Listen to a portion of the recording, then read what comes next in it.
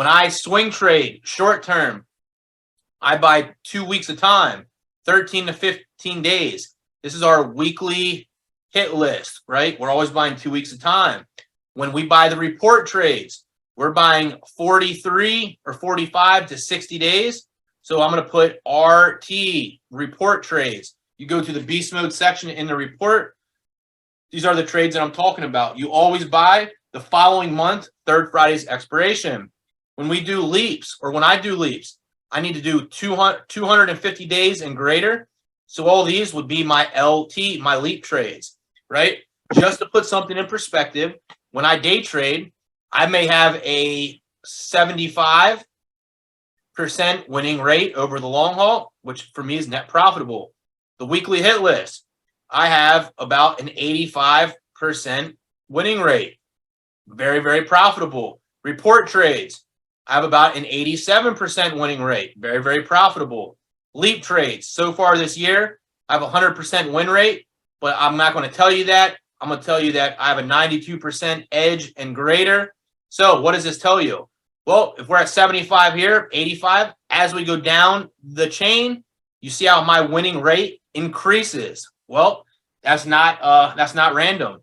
The more times you have until expiration, the higher probability you have to win that trade.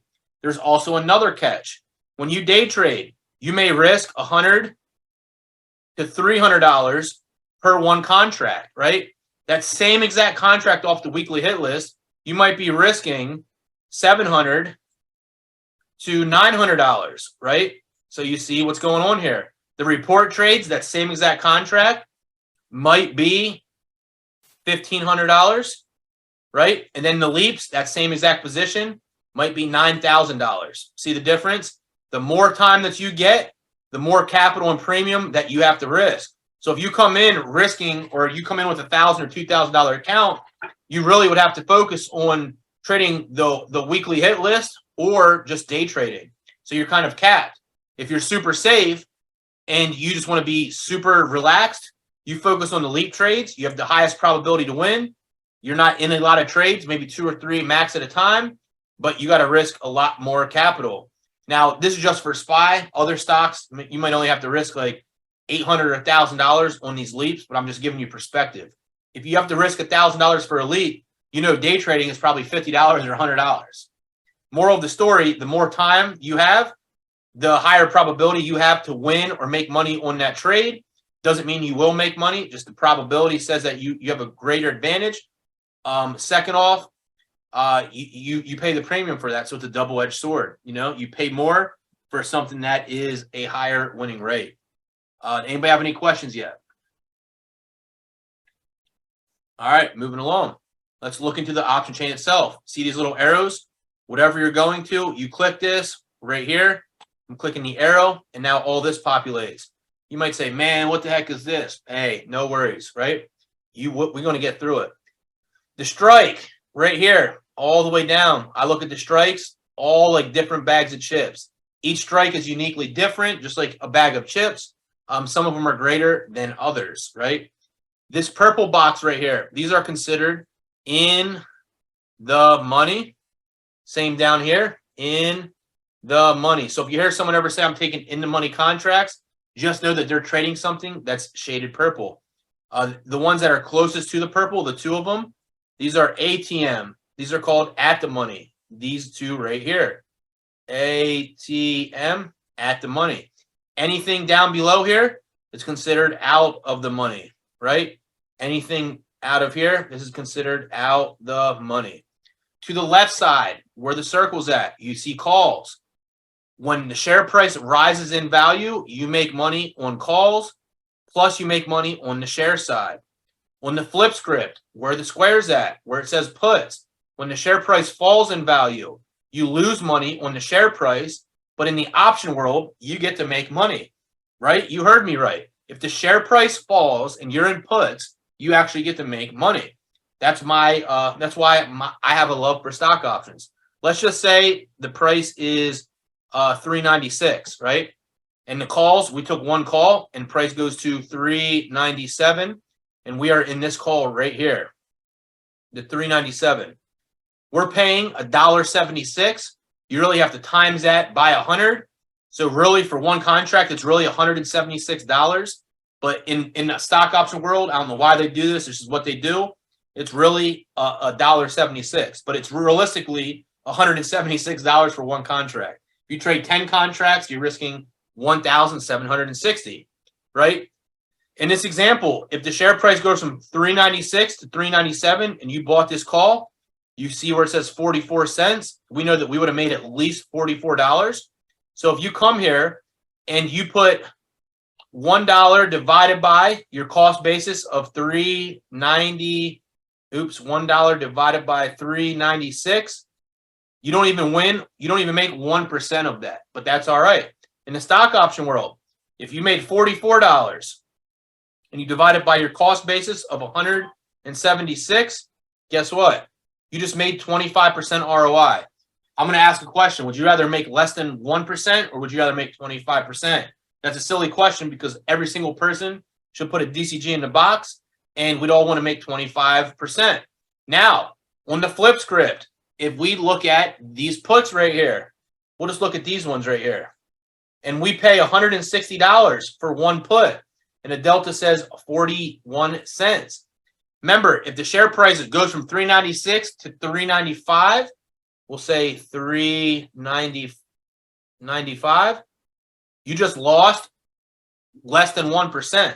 You lost money on the share price. However, if you were in a put and this thing fell and you paid $1.60 and it fell $1, you're making at least $41. From an ROI standpoint, you take 41 divided by 160, you just made it 25%. Once again, would you rather make 25% or less than 1%? Every single person, it's a easy pass test right here. We all want to make that 25%. You know what I'm saying? That is my love for the stock options. And yep, everybody put 25% in the box. Absolutely, it's a no-brainer. So let's clean this up a little bit. But once again, I don't have to tell you anymore. That is why I love stock options. If you have a plan and you're winning 75 or 80% of the time, you're going to get a lot more 25% ROI winners than you are losers, right? Let me keep cleaning this up. All right, moving along. I don't see any questions. No one came on, so we're good. All right, we have our bid and ask. There is a rule here. Or I should say for me, there's a rule for me. 20%, the spread cannot be more than 20%. So if the ask is 176 and the bid is 170, if Carmelisa says, Brandon, I'm going to treat you to a lobster tail today, and I just bought in one contract for $176, and I go to sell out right away, my $176 turns into $170. I lost $6. That's an okay spread, right? However, if you go to BKNG and you look at this, see where the square is at right here? You buy one contract for $1,680. Same situation. Carmelisa says, "Yo, B, we're going out for some lobster." I'm gonna say, "All right, sounds good." I sell it right away. My $1,680, basically $1,700, turns into $1,200. I just lost $500. That means from an ROI standpoint, I just lost about 35-40% of my money without even doing anything. So as soon as I take that trade, I'm basically down. The rule 20%. You do not want to go higher than that. I do not. I would not trust you to do that. A couple in the box. Steak and salmon, LOL. Hey, I'll take steak and salmon too. Hey, we good. All right, moving along. Open interest tells us how many people's at the party, right?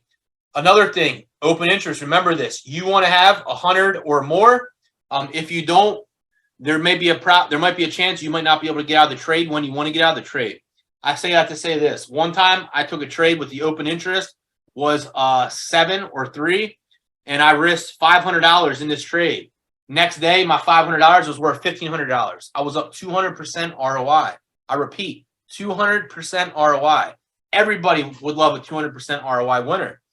Put an order in to close it, walked away from my computer. got this message or email that says order canceled. I'm like, sweet, sold me out. Come back to the computer the next day, and that trade was still open. I'm like, what the heck's going on? Well, it started falling. So now it was at $1,000. I'm like, all right, it's still 100%. I'll take it. Mad that I don't get my 200%, but that's all right. And did the same thing. Didn't think anything of it. And next thing you know, I got the same message again. I'm like, what the heck's going on? Long story short, my $500, it ended up selling me out when it fell to $250. So instead of me winning 200%, I really lost 50% on my trade. So that's a crappy situation to be in. If I would have had a rule set for me at the open interest, if it was 100 or more, that means that when you buy the trade, you could sell it back instantly. But when there's only 2 or 3 there might not be someone to buy it back from you. Always remember, someone has to buy this position back for you to get out of the trade.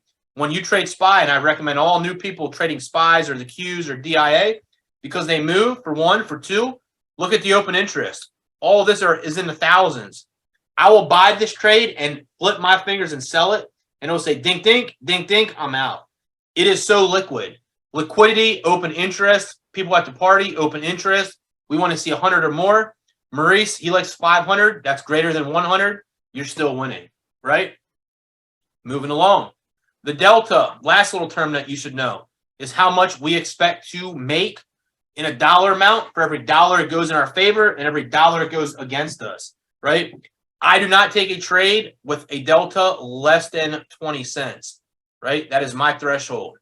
If it is less than 20 cents, I will not take it. That means that I will make $20 for every $1 of movement the share price moves. For an example, let's go back to, let's just pick on this contract right here. We buy one contract for $100, and my stop loss was $3, and my take profit was $3, right? This is another reason why I love stock options as well. We're going to bring back the calculator. I'm a visual guy. Remember, if you got to focus on the ROI, if it moves $3 in our favor, we're going to make 31, 38, and 46. So if you take 31 plus 38 plus 46, and you equal that, 115 divided by your cost basis of $100, look how much you won. 115% ROI. You could times this by 100 to give you your 115% ROI. The thing about stock options is there's no ceiling. You can make 100, 200, 300, 400, 500%. You can make 5,000%. It's rare that happens, but you could, right? To the downside, you can only lose 100% of whatever you risk. So if we take a loss on this, we get stopped out, you're going to lose 31, 25, and 19. 19 plus 25 plus 31 at the time, 75 divided by 100. Guess what? You lost 75%.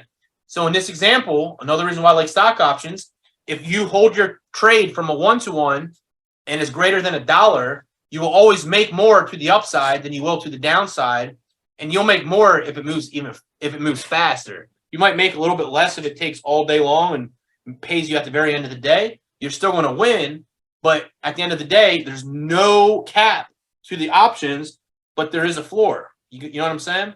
So that's my other reason for liking stock options.